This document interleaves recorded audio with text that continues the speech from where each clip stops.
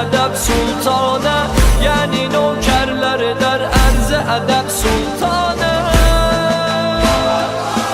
دیروخ عشقیله همه با هم orada ucadan sesleyerim bu eşitsin dünya.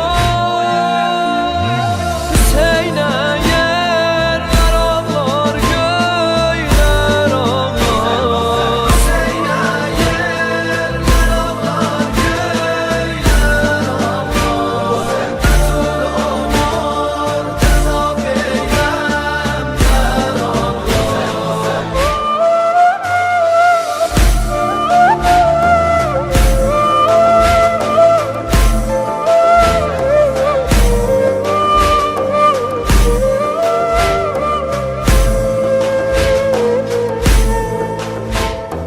ای ساقی حرم ابوالفضل، نهایت کرم ابوالفضل، قیامت içresen sen آقا،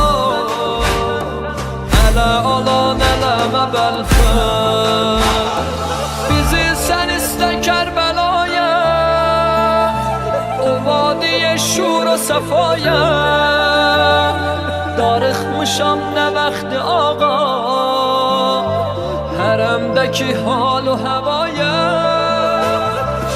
ای علمدار حسین، علمدار حسین، علمدار حسین، علمدار حسین.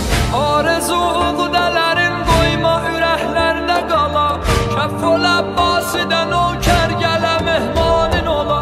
Nuhə xan gərdə səsən qayə hərəm ya bəlfəz، bizdə fəryad edərik onlara qurbanam ağa. Azərilər hamıdan səni artıq istər، kəff ol Abbasində hamı ba həm səslər.